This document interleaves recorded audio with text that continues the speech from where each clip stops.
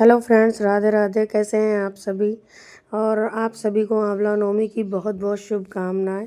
भगवान विष्णु आपकी सभी मनोकामनाएं पूरी करें, ऐसी मैं उम्मीद करती हूँ। तो यहाँ पर मैंने जो है सारी सामग्री का एकत्र कर लिए। यहाँ पर सबसे ज़्यादा विशेषता होती है आज के दिन आंवले की।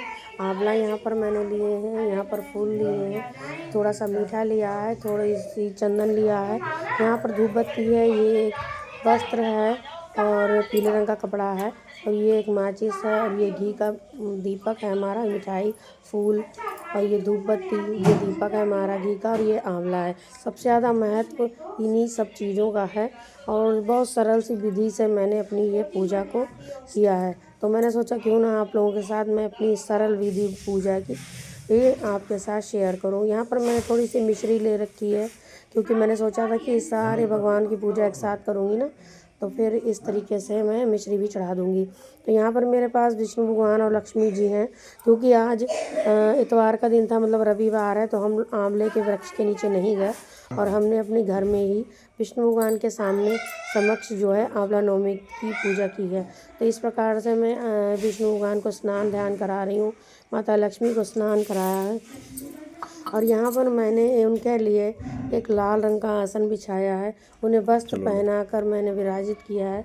उसके बाद में मैंने धूप दीप जलाई है, और उसके बाद में मैं आप देख सकते हैं मैंने धूप दीप जलाई है। फिर हम ये लेंगे इसमें मैंने चंदन है, पीला चंदन अर्पित किया है। पहले गणेश जी को अर्पित किया है, शिव जी को, फिर उसके बाद में मैं धीरे धीरे सभी को अर्पित करूँगी, और यहाँ पर मैं विष्णु जी को भी अर्पित करूँगी। और एक साथ पूजा करनी थी, इस वजह से थोड़ी देर भी हो गई थी, तबीयत ठीक नहीं है फ्रेंड्स, तो आवाज़ थोड़ी आपको बदली हुई लग रही होगी, तो इस आवाज़ को आप थोड़ा अवॉइड कीजिएगा। कुछ इस समय तबीयत मेरी बिल्कुल भी ठीक नहीं है, और दिक्कत सी हो रही है थोड़ी शरीर में, तो इसलिए आप अनदेखा करिएगा। यहाँ पर मैंने सभी को जो है जिनको जिनको चंदन चढ़ाया जाता है उन सभी को मैंने चंदन अर्पित किया है, और यहाँ पर मैं सबकी पूजा कर रही हूँ। तो यहाँ पर इस तरीके से सभी को लगाया है चंदन मैंने, और यहाँ पर ये पुष्प अर्पित कर रही हूँ मैं। विष्णु भगवान को पीले पुष्प बहुत प्रिय होते हैं, तो यहाँ पर मैंने गणेश जी को पुष्प अर्पित किया पीला, फिर विष्णु भगवान को अर्पित किया है। फिर वहाँ पे ऊपर मेरे जो है और फोटो है लक्ष्मी जी और विष्णु भगवान की, उनको भी मैंने पीला पुष्प अर्पित किया, और ये गुलाब का फूल जो है मैं माता रानी को अर्पित कर रही हूँ, माता रानी के चरणों में। माता रानी हम सभी लोगों का सौभाग्य बनाए रखें और अपना आशीर्वाद दिए रहें। और मैं दिए दो दो जलाती हूँ, एक तेल का और एक घी का। वो मैं इसलिए जलाती हूँ आपको बता दूँ, क्योंकि तेल का दिया मैं निर्मला माता जी की पूजा करती हूँ, तो उनके लिए जलाती हूँ, तो इसलिए मैं दिए हमेशा दो जलाती हूँ। धूप बत्ती भी मैं दो ही जलाती हूँ। अब यहाँ पर मैंने एक पीला कपड़ा वस्त्र स्वरूप भगवान विष्णु को अर्पित किया है। इसके बाद में अब जो है हमने जो है पुष्प और सिंदूर की डिब्बी उठाई, क्योंकि माता लक्ष्मी को और माँ जगदम्बा को हमें सिंदूर अर्पित करना है। माता गौरा को सिंदूर अर्पित किया मैंने, अब माता लक्ष्मी को अर्पित किया है, माँ जगदम्बा को अर्पित किया है।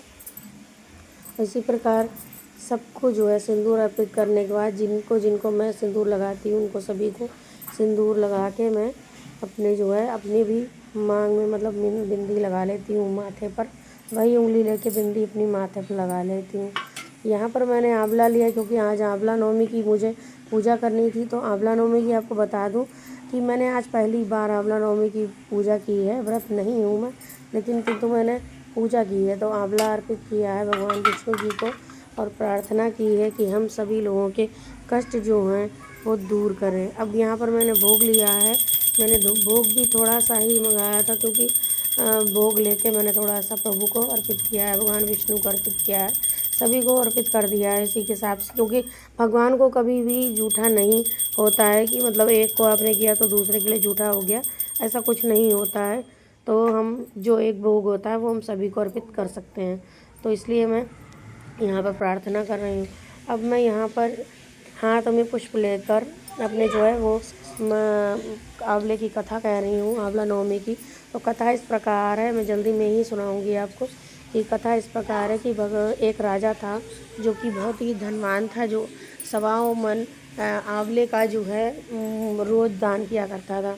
किंतु उसके बच्चे जब बड़े हो गए, लड़का बहू थे, तो वो जब लड़के बहू ने कहा कि आप इसी तरीके से अगर आंवले का दान करते रहे, सोने के आंवले दान करते रहे, तो एक दिन हमारे पास कुछ नहीं रह जाएगा, हम दरिद्र हो जाएंगे।